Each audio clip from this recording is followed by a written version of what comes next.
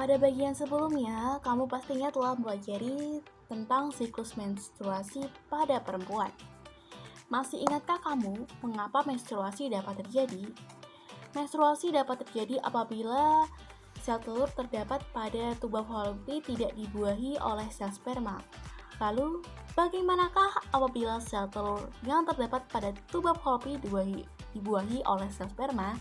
Tahukah kamu bagaimana fertilisasi dan kehamilan terjadi? Apabila ada sel sperma yang masuk ke dalam saluran reproduksi perempuan, sel sperma tersebut akan bergerak menuju sel telur.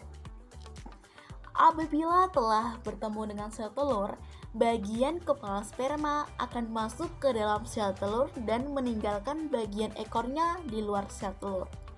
Proses inilah yang mengawali terjadinya fertilisasi.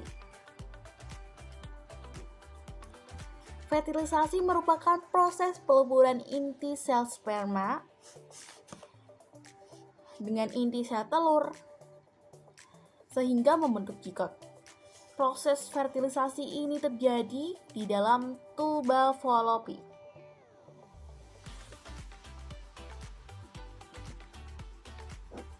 Tahukah kamu bagaimana sel sperma bergerak menuju sel telur? Nah, sel sperma menggunakan flagela yang bergerak memutar sebagai baling-baling untuk menggerakkan tubuhnya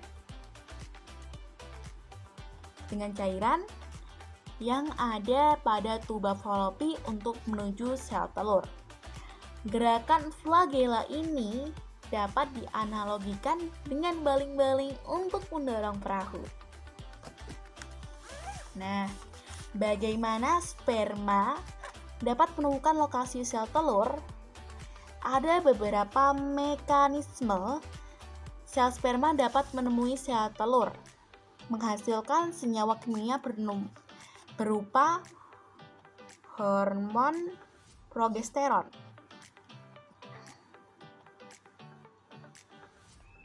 Selain itu, juga karena adanya sensor panas atau suhu tuba falopi atau tempat sel telur berada lebih tinggi dibandingkan suhu tempat penyimpanan sperma.